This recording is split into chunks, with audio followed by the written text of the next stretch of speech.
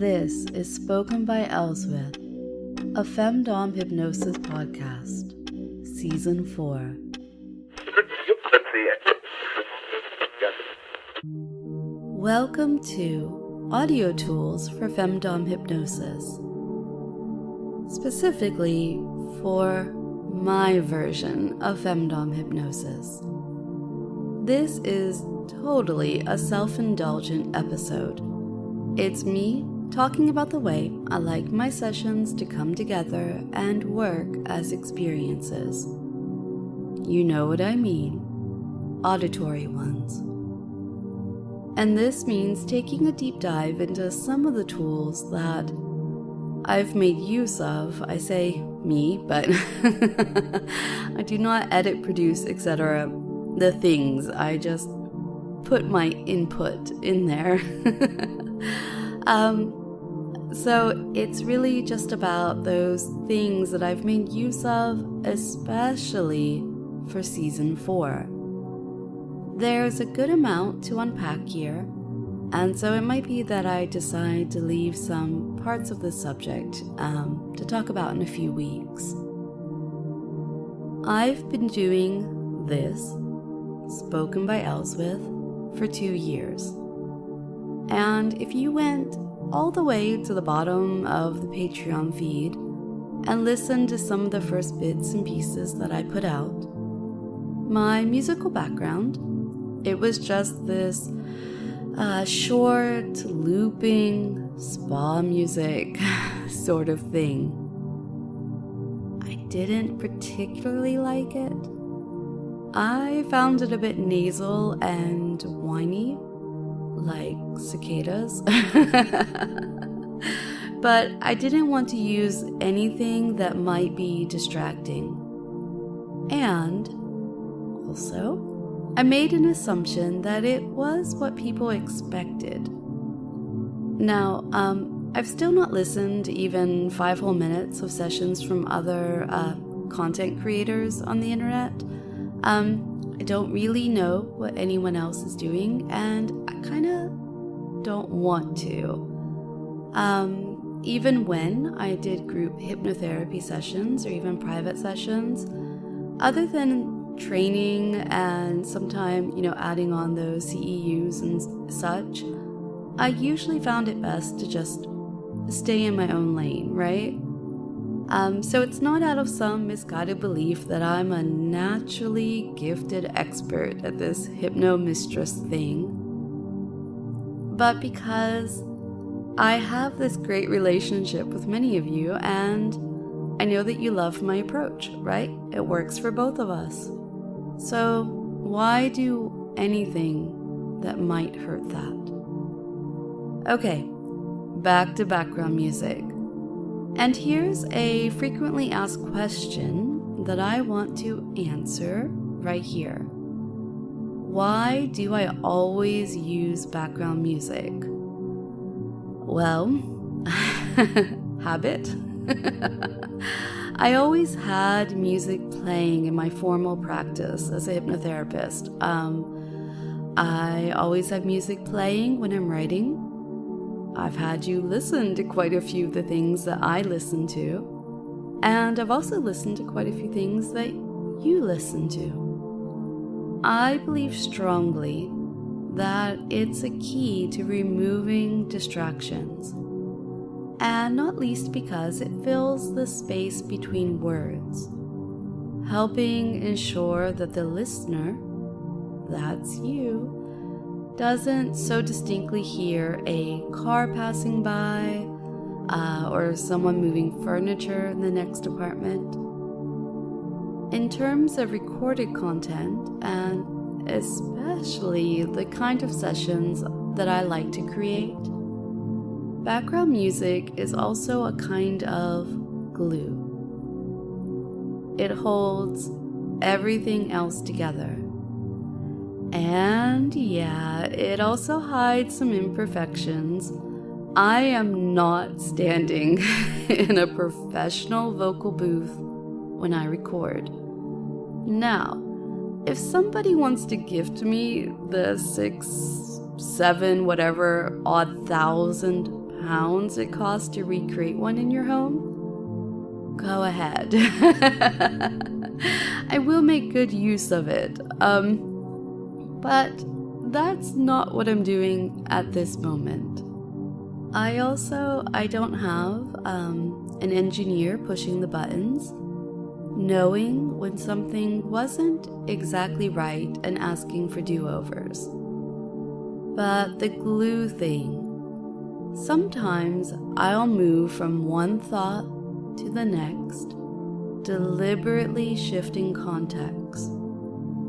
And I'm always aware of how, when I'm asking you to be in trance, asking you to be relaxed, be paying attention, that this can be jarring and have the opposite effect. And I really believe that having the music there, it has a positive effect on your immersion and continued state of trance. But I don't like the spa music, right? And I also don't like you catching distracting things in the music. So over time, I've asked for music to be made that's kinda hard to pin down for the casual listener. There are sometimes strange rhythms and random melodies and these really tall harmonies that don't go anywhere. I'm not sure how much I should really draw attention to this, and I know I can't talk about how the music is put together without making myself some notes from the people that made it. Maybe you should let me know if you want me to really pick apart the bespoke music that I use in most of my sessions. But there is a good amount of thought and effort put into getting the music right. Even the music that goes along with the podcast. Well, there's I think 4 different versions of it. Because, I also made use of it in different sessions I've released since the start of season 4. And different moods call for different things. The podcast version is the most open and sparse. It's the Ellsworth Unplugged version. It doesn't make use of binaural beats or special relaxing tones and frequencies. It really is background music in that regard. Recently, I've also been finding some stock music and sound effects that suit sessions like the Walking to Seduction. If you haven't listened to that one, the Plant Shop one, make sure you go back and do so. And the same is said for season 4 is getting longer. And in the forest bathing session, you'll hear gentle music and ambient forest sounds. I think the ambient sounds in particular are quite effective. I know that mostly the podcast is listened to through headphones, right? For some privacy. So forest bathing, it has different ambient sounds playing from the left and the right, which does a good job of making it more immersive. There's also a theme in season 4, something I keep coming back to, which are these little snippets of vintage broadcast radio and tuning sounds and static. The main deepening trigger, it makes use of that effect because I want it to be really distinct. And at the beginning of every podcast episode, I also use a similar sound to introduce the episode. So, here's something that I want to know. If you have a positive reaction to the deepening trigger, the one that says, "This is an A," E. Then, do you find you get any kind of response to the sound effect at the start of each podcast episode? Even a mild response? I'll find your answer interesting either way. I'm actually always interested in which of the little Easter eggs and secrets and sessions that have an effect on you.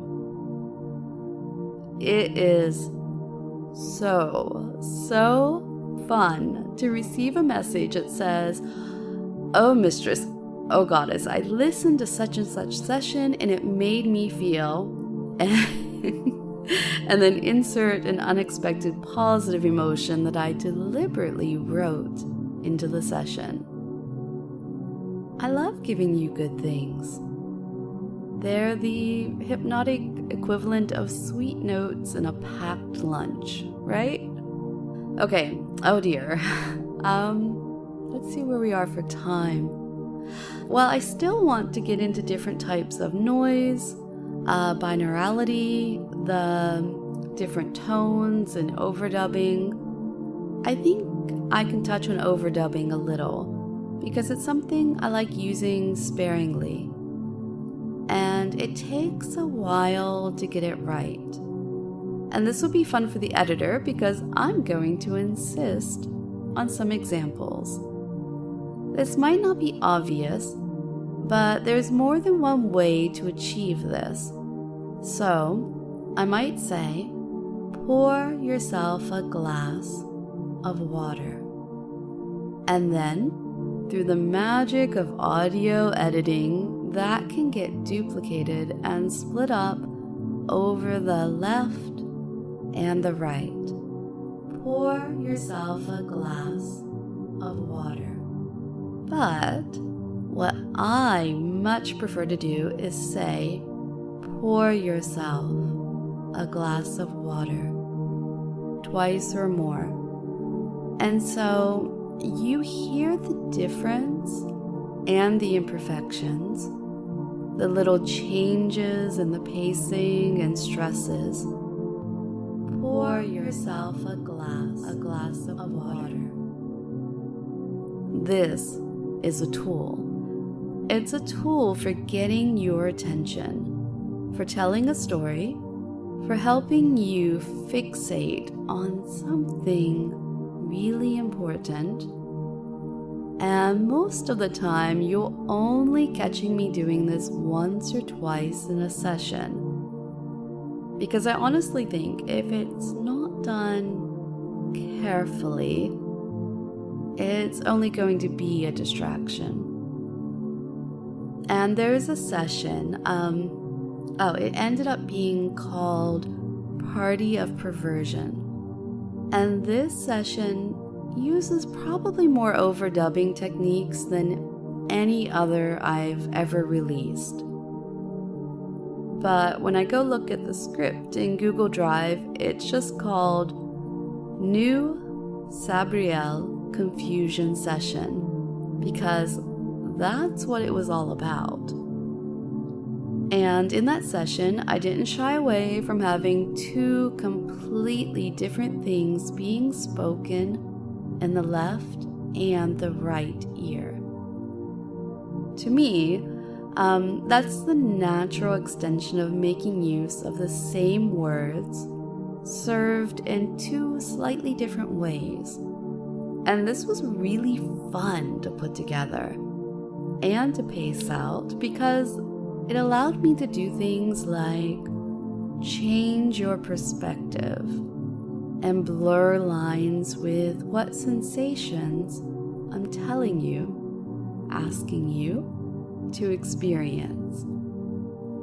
So right here, I'm going to include a little piece of it so you can hear this effect.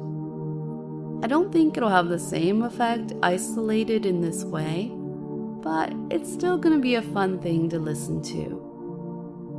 In the sheerest layer of lace, you're bound there, reclined in a hammock of twisted and knotted ropes. Her arms are pinned to her side in comfortable places, held tight. You can The coils hold fast against your body into her skin. You gently swing in response to any dozen cords extend upwards to a steel ring above, being watched. Keep walking.